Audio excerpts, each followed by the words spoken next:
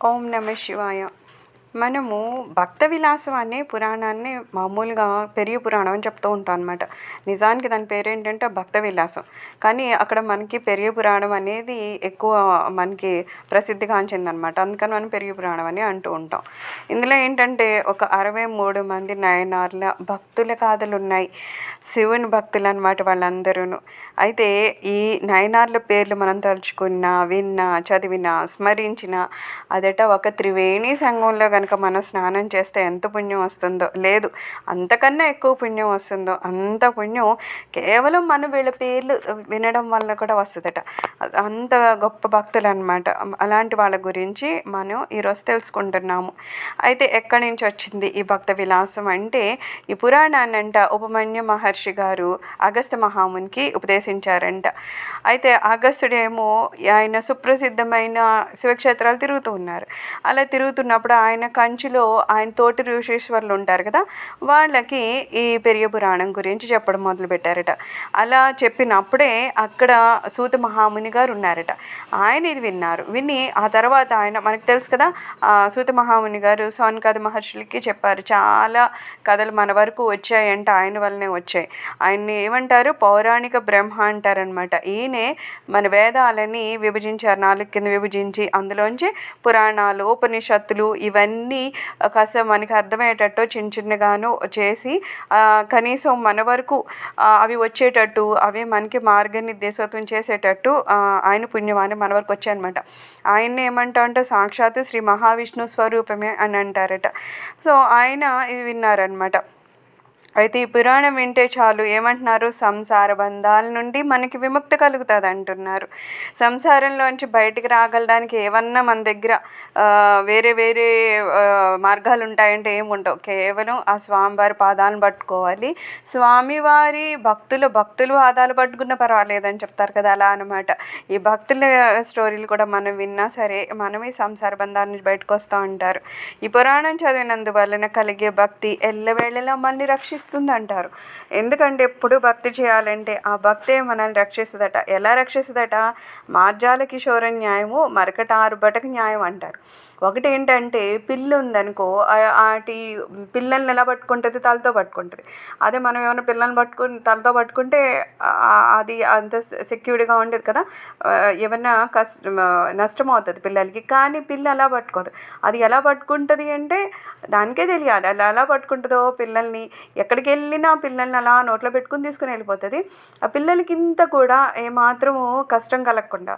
ఇంకోటి ఉంటుంది, ఏంటది, కోతి అనమాట. కోతి వెళ్ళిపోతూ ఉంటుంది, ఆ పిల్ల మాత్రం వాళ్ళ అమ్మను వదలదు.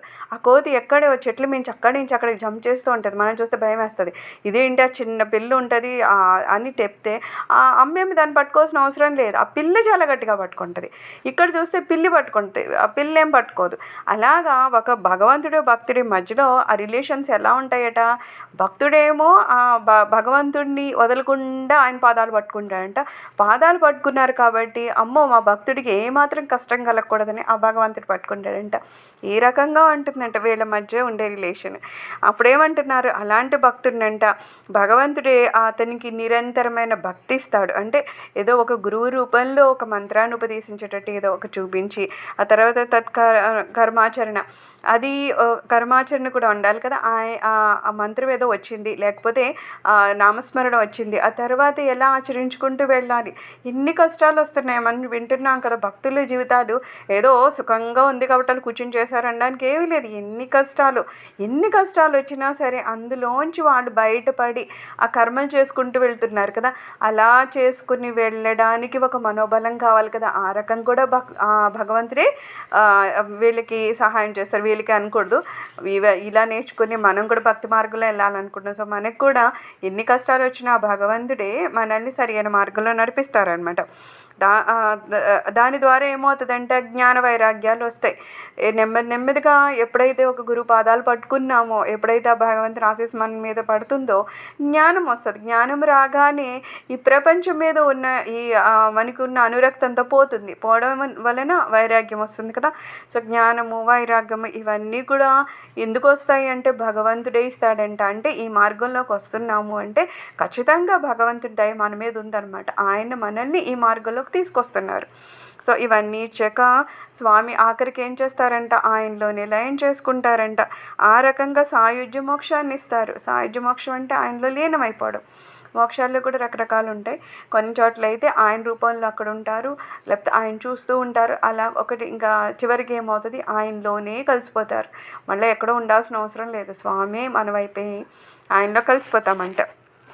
అలాంటి సాయుజ్య మోక్షాన్ని ఆయన ఇస్తారంట. అయితే ఇక్కడ ఏమంటున్నారు, ఎప్పుడైతే అగస్త్య ముని మిగిలిన వాళ్ళు అడిగారో అప్పుడు ఆయన ఈ 63 నయనార్ల గురించి చెప్పడం మొదలుపెట్టారంట. అయితే నయనార్లకు పుట్టిల్లు లేదంటున్నారు, చిదంబరం అంటున్నారు. చిదంబరం అనగానే మనకి ఏదో గుర్తొచ్చింది, చిదంబర రహస్యం అంటారు కదా. చిదంబరం అనగానే ఆ రహస్యం అనేది కూడా మనకి మామూలుగా నానుల్లో ఉంది కాబట్టి అది కూడా మనకి గుర్తొస్తూ ఉంటుంది. అయితే చిదంబరం అనగానే మన కళ్ళ ముందు ఇంకోటి గుర్తొస్తుంది, ఎవరు అది, నటరాజేశ్వర స్వామి దివ్యమంగళ స్వరూపం. అక్కడే స్వామివారి నటరాజు రూపంలో ఉంటారు కదా.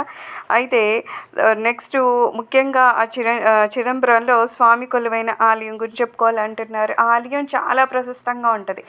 ఆ పైన బంగారు రేకులు, ప్రతి దానికి ఎన్నో సైంటిఫిక్ రీజన్స్ కూడా ఉంటాయి అన్నమాట. ఇప్పుడు తర్వాత కనుక్కున్నవి అప్పుడు ఇవన్నీ ఎలా కట్టారా అనిపిస్తుంది అనమాట. అంతలాగా ఉంటుంది. ఆ గుడికి వెళ్ళే వాళ్ళు ముందు అసలు ఆ గుడి గురించి అన్నీ తెలుసుకుని వెళ్ళాలన్నమాట. అక్కడ ఏమంటున్నారు, ఈ శిల్పకళ కూడా ఉందంటే అది కూడా చాలా ఎక్స్ట్రాడినరీగా ఉంటుందట. వీళ్ళు ఎలా కట్టారా అన్నట్టు ఉంటుంది. చాలా అంటే చాలా విచిత్రంగా ఉంటాయి అన్నమాట. సో అవి కూడా మనం వెళ్ళినప్పుడు ప్రతిదీ చూడాలి. ఆ చూడాలంటే ముందు ఇవన్నీ మనం తెలుసుకోవాలి. అక్కడ ఏంటి ఉన్నాయి, ఎలా ఉన్నాయి, దేనికి ఏంటి రిలేట్ అయి ఉంటుంది అని చెప్పి మనం తెలుసుకుంటే, అలాగా ప్రతిదానికి చాలా రీజన్లు ఉన్నాయి. కొన్ని ఇక్కడ మనం చెప్పుకుందాం. అయితే ఇక్కడ ఏమంటున్నారు, అక్కడ 5 సభలు కూడా ఉన్నాయట. అందులో మొదటి సభను ఏమంటామంట, చిత్రాంబడం అంటామంట. అదేంటట, నటరాజ స్వామి ఆయన సతీమణి శివకామ సుందరి గారు అక్కడ కొలువు ఉన్న గర్భగుడి అంట. ఆ గర్భగుడిని మనం చిత్రాంబడం అంటామంట. ఈ సభలో నాట్యం చేయడం ద్వారా స్వామి తన 5 విభూతుల్ని ప్రకటిస్తారు. 5 పనులు చేస్తారు కదా స్వామి. ఏంటి, సృష్టి, స్థితి, లయ, ఆనందం, ఆశీస్సు. ఈ 5 చేస్తారని చెప్పేసి ఆ నాట్యము రూపంలో ఆయన మనకి చూపిస్తూ ఉంటారంట. శివకామసుందరి గారేమో ఎప్పుడు ఆ నాట్యం చూస్తూ పులికించిపోతూ ఉంటారంట. ఈ చిత్రాంబడం స్వచ్ఛమైన బంగారంతో తాపడం చేసిన పై కప్పుతో మెరిసిపోతూ ఉంటుంది అంటున్నారు. చిత్రాలయంలోకి వెళ్ళేందుకు 5 మెట్లు ఉంటాయంట. ఈ 5 మెట్లని ఏమంటారు, పంచాక్షరాల మెట్లు అంటారంట. అంటే మెట్లు ఎక్కేటప్పుడు కూడా మనం గుర్తుపెట్టుకోవాలి, అవి పంచాక్షరాల మెట్లు అని. తర్వాత ఏమంటున్నారు, కనక సభ అంటున్నారు. ఈ చిత్ సభకి ఎదురుగుండా ఉంటుందట కనక సభ. ఇక్కడే స్వామివారికి ఎప్పుడు అభిషేకాలు చేస్తూ ఉంటారంట. ప్రతిరోజు 6 సార్లు ఈ స్ఫటికలింగానికి రత్న సభాపతికి పూజలు, అభిషేకాలు చేస్తూ ఉంటారట. అలాగే తర్వాత ఏమంటున్నారు, నృత్య సభ అంటున్నారు. ఆలయ ధ్వజస్తంభానికి దక్షిణంగా ఉంటుందంట. ఇందులో అయ్యవారి శక్తి స్వరూపిణి అయిన కాళికాదేవితో కలిసి నాట్యం చేస్తారని భక్తులు నమ్ముతూ ఉంటారట. అక్కడ విశ్వాసం అనమాట. వాళ్ళిద్దరు అక్కడ నాట్యం చేస్తూ ఉంటారట. తర్వాత ఏంటి, 1000 స్తంభాల మందిరము. ఇది కమలం యొక్క యోగ చక్రం. అంటే మన సహస్రారం అంటాం కదా, నడినెత్తి మీద మనకి 1000 రేకులతో ఒక దళం సహస్రారం అనేది ఉంటుంది కదా. సో ఇది యోగాలో శిరస్పై చెప్పేది అంటున్నారు. ఇక్కడ కనుక మనం ధ్యానం చేస్తే ఆత్మ భగవంతుల్లో ఐక్యం అవుతుంది అంటారనమాట. ఈ చక్రానికి దృష్టాంతరంగానే 1000 దళాలు కలిగిన కమలాన్ని చూపిస్తారంటున్నారు. సహస్ర చక్రంపై ధ్యానం చేస్తే దైవిక శక్తిలోకి లీనమైపోతారని చెప్తారు. ఇది యోగాభ్యాసంలో పరాకాష్ఠ స్థాయి అనమాట. ఇంకా అక్కడికి వెళ్ళాక అక్కడ ధ్యానం చేసి స్వామిలో లీనమైపోవడం, ఇంకా ఆ పై స్థాయి ఏం లేదు, అదే పరాకాష్ఠ స్థితి అనమాట. సో స్వామిని భక్తుల దర్శనార్థము ఇక్కడ ఉంచుతారని చెప్తున్నారు. ఇక్కడ 1000 స్తంభాల మందిరంలో మనం చూస్తాం. నాయనార్ల జీవిత చరిత్ర పెరిగి పురాణం ఈ మండపంలోనే ఆవిష్కృతమైంది. ఇక్కడ కూర్చుని దీని గురించి ఆయన చెప్పారట. మాణిక్య వాచకర్ ఈ మండపంలో జరిగిన సమావేశంలోనే బౌద్ధ ధర్మ వర్తకులైన సంహళరాజు మూగ కుమార్తెకు మాటలు వచ్చేలా చేసి బౌద్ధ ధర్మ వాదకుల్ని ఓడించారంటున్నారు. ఇదొక స్టోరీ వస్తుంది మనకి తర్వాత. అలాగే ఇక్కడే మాణిక్య వాచకరు తిరువాచక ప్రబంధాన్ని నటరాజస్వామి విప్రవేశంలో వచ్చి రాసి ఆ విషయాన్ని ధృవీకరిస్తూ ఆయనే అది సంతకం కూడా చేశారట. నేనే రాశానని చెప్పడానికి ఈ రోజుకి కూడా ఆ స్వామివారి సంతకం అక్కడ ఉంటుందట. తర్వాత మండపం ఏమంటున్నారు, పెరంబళం అంటున్నారు. ఇందులో పంచాయత మూర్తులు ఉంటారంట. పంచాయతీలు అంటే ఎవరు, విఘ్నేశ్వరులు ఉంటారు. సతీమణితో జలవయ్యారంగా కూర్చుని ఉంటారట సోమస్కందుడు. వారి అర్ధాంగి శివానంద నాయకి, మురుగన్ స్వామి, చండికేశ్వర దేవత. అంటే చండికేశ్వరుడు స్వామివారి భక్తుల్లో అగ్రగణ్యుడు అనమాట. ఈయనకి ఏం చెప్తారో, మనం స్వామివారి దగ్గరికి వెళ్ళి ప్రసాదం తేవాలంటే ఆయన్ని అడిగి మనం తెచ్చుకోవాలంటాం కదా, అంత ప్రాముఖ్యత ఉంది ఆ చండికేశ్వర స్వామికి. ఆయన ఇలాగా 5 మూర్తులు అక్కడ ఉంటారట. ఈ పంచమూర్తులకు నిలమైంది ప్రాశస్యాన్ని తిరుజ్ఞాన సంబంధారు తమ స్తుతి గీతాల్లో వర్ణించారంటున్నారు. రకరకాల వర్ణనలు చేస్తూ ఎన్నో గానాలు ఉన్నాయి కదా. అలాగా చిదంబరంలో ఈ దేవసభ లేకపోతే పెరంబళంగురిలో ఉన్న ఈ పంచాయతీ స్వాముల మీద ఈయన ఎన్నో గీతాలు రాశారట. తర్వాత ఏమంటున్నారు, నటరాజ నృత్యంలో ఉన్న అంతరార్థం ఏంటో తెలుసుకుందాం అంటున్నారు. నటరాజస్వామి భంగిమలు ఉన్న ఆ భంగిమకి ఏంటి అర్థము అంటే అదట 5 దివ్య కార్యాలను సూచిస్తూ ఉంటుందంట. మొదటి కార్యం ఏంటి, సృష్టి కదా. ఆయన కుడి చేతిలో ఢమరకం ఉంటుందంట. ఈశ్వరుడు అంటే నాద బ్రహ్మ. అన్ని శబ్దాలకు నాదాలకు అదే మూలం అన్నమాట. ఎక్కడి నుంచి వస్తుంది, ఓంకారం నుంచే కదా, శబ్దం నుంచి వస్తుంది. అక్కడి నుంచే ఈ విశ్వం అనేది వచ్చిందంట. నాదంలోంచే విశ్వం కూడా వచ్చింది. అంటే స్వామివారు వచ్చి అందులోంచి విశ్వం వచ్చింది. కాబట్టి ఇదేమంటున్నారు, విశ్వవృక్షం మొలకెత్తేందుకు బీజమే ఈ శబ్దనాదం అంటున్నారు అనమాట. అందుకని ఆ డమరుకం అనేది సృష్టికి మనకి ఒక సింబాలిక్గా చెప్తారనమాట. రెండోది ఏమంటున్నారు, స్థితి కదా. మరో కుడి చేతులు ఏముంటుందంట, అభయముద్ర ఉంటుందంట. అంటే ఆయన అపారదయా సముద్రుడని, ఆయన రక్షణ చేస్తారు, అన్ని కార్యక్రమాలు చేస్తూ ఉంటారు. అలాగే ఎవరు ఏ వరం అడిగినా సరే స్వామివారు ఇస్తారు. అందుకని మనం శంకర్ని ఏమంటాం, బోలా శంకరుడు అంటాం. ఏమడిగినా ఇచ్చేస్తారు పాపం. ఒక్కొక్కసారి అయితే ఆయన ఇచ్చిన వరాల వలన ఆయనకే కష్టాలు కొని తెచ్చుకునేవి కూడా ఉన్నాయి కదా. అలాగా ఏమడిగినా ఇస్తారు కాబట్టి స్వామిని ఏమంటారు, బోలా శంకరుడు అంటారు. మూడవది కార్యక్రమం ఏంటంటే నిర్మూలన. ఆయన చేతుల్లో మొదటి దాంతో పట్టుకున్న అగ్ని నిర్మూలనకి సంకేతం. ఒక చేతిలో అగ్ని కూడా పట్టుకుంటారు కదా. అగ్ని దేన్ని సూచిస్తుంది, నాశనాన్ని కదా. ఒకవేళ అగ్ని వలన నాశనం అయ్యి ఆ తర్వాత మనకి ఏం మిగులుతుంది అంటే బూడిద మిగులుతుందని చూపించి ఆయన శరీరం అంతా బూడిదే రాసుకుని ఉంటారు. అది కూడా సూచిస్తుంది అంటున్నారు. తర్వాత ఏమంటున్నారు, భద్రత అన్నమాట. నాలుగోది భద్రత. ఆయన పాదం భద్రత అని రహస్యంగా దాచి ఉంచే పని సూచిస్తూ ఉంటారు. ఆయన మనల్ని ఎప్పుడూ భద్రతగా చూస్తున్నారు. కాబట్టి మన జీవితాలు ఇలా వెళ్తున్నాయి అంటే ఎప్పుడూ సాఫీగా వెళ్తున్నాయి, ఎప్పుడూ రక్షణ చేస్తున్నారంటే స్వామివారు రహస్యంగా మనల్ని రక్షిస్తూ ఉంటారు. ఏదో మనం చూస్తేనే ఆయన కనబడితేనే మనం చేస్తున్నాం అని కాదు. ఎప్పటి వరకు మనకి ఏమీ జరగట్లేదు అంటే ఆ ప్రతి క్షణం స్వామివారు అలాగా మనల్ని కాస్తున్నారు. కాబట్టి అలాగా ఆ స్వామివారు మనకి భద్రతనిస్తున్నారు. తర్వాత ఏమంటున్నారు, సమర్పణము అనే కార్యక్రమాన్ని సూచిస్తుంది అంటున్నారు. అంటే ఆయన కుడికాల కింద మహర్షుల అభిచారిక హోమంలో సృష్టించిన ఒక రాక్షసుణ్ణి అంటే అవిస్మారకుణ్ణి అంచుపెట్టి ఉంచుతారు కదా. సో నటరాజ స్వామికి ఎడమ పక్కేమో శివకామసుందరి అమ్మవారేమో నిలబడి ఉంటారట.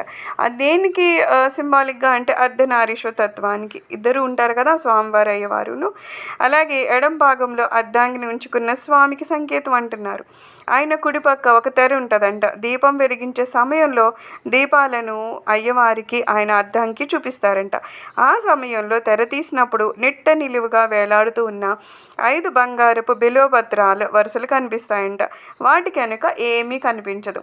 అయితే శివకామి సగుణ బ్రహ్మణకారుడైన ఆకారం కలిగిన భగవంతుడు నటరాజును చూపిస్తూ ఉంటుంది. దీన్నే చిదంబర రహస్యంగా అక్కడ దీక్షితారులు సనాతనంగా ఉన్న ఆలయ పూజారులు చెప్తూ ఉంటారట. దీన్నే రహస్యం అంటారనమాట. అక్కడికి అట్లా ఏమీ లేదు అంటే అక్కడ అమ్మవారు ఏం చూపిస్తారు, అయ్యవారిని చూపిస్తూ ఉంటారు. ఏంటి అలా ఏమీ సగుణాకారంలో స్వామివారు ఉన్నారు, నిర్గుణాకారంలో ఏమీ లేనట్టు కనిపిస్తారు. ఏ ఆకారంలో ఉన్నది ఎవరు, స్వామివారే అని. అదే అనమాట మనకి చిదంబర రహస్యం అనమాట. సో శివుడు చేసే నృత్యాన్ని విశ్వనృత్యంగా ప్రాజ్ఞులు అభివర్ణిస్తూ ఉన్నారు. ఆయన ఏ నృత్యం అయితే చేస్తున్నారో దాన్ని ఏమంటామంటే విశ్వ నృత్యం అంటారనమాట.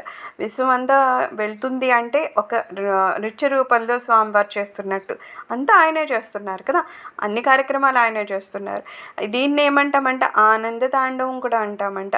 మహావిష్ణువు కూడా ఈ దివ్య నృత్యాన్ని చూసి పొంగిపోయారు. ఆయనకి మహా ఇష్టం ఈ శివుని తాండవం చూడాలని, ఆయనకి మహా ఇష్టం అనమాట. అందుకే దగ్గరలో ఉన్న చిత్రకూట మండపంలో మహావిష్ణువు యోగ నిద్ర భంగిమలో శేషసాయి తల్పం మీద శయనించి దర్శనమిస్తూ ఉంటారు. ఆయన అక్కడే పడుకుని ఉన్నారంట. నారాయణుడికి ఎదురుగుండా ఒక చిన్న పద్మంపై చెక్కిన రాతి పలక మీద నిలబడి చూస్తే తన చేతి మీద పక్కన నటరాజస్వామిని కూడా చూడవచ్చును అంటున్నారు. ఇంకా చిదంబరంలో నటరాజు నృత్యం చేసినప్పుడు పతంజలి, తిరుమూలర్ వంటి మహాయోగులు కూడా చూసి తరించారని చెప్తూ ఉంటారట. అందుకు సాక్ష్యంగానే అక్కడ చిత్ సభకు వెండి తలుపులపై ఈ చిత్రాలన్నీ ఉంటాయంట. అందుకని గుడికి వెళ్ళినప్పుడు తొందరగా వచ్చేయడం కాదు, ఇవన్నీ మనం తెలుసుకుని వెళ్తే ప్రతిదీ మనం చూడడానికి అవుతుంది, అవగాహన అవుతుంది. అప్పుడు మనం ఇంకా ఆనందించగలుగుతూ ఉంటాం. అది ఏంటో ఆ ప్రాంతానికి ఉన్న ప్రాశస్త్యం ఏంటో మనకు అర్థమైతే దానిలో ఇంకా మనము ఇంకా భక్తిగా ఆ స్వామివారిని కొలవగలుగుతూ ఉంటాం అనమాట. సర్వం శ్రీ శివచరణ అరవిందార్పణమస్తు.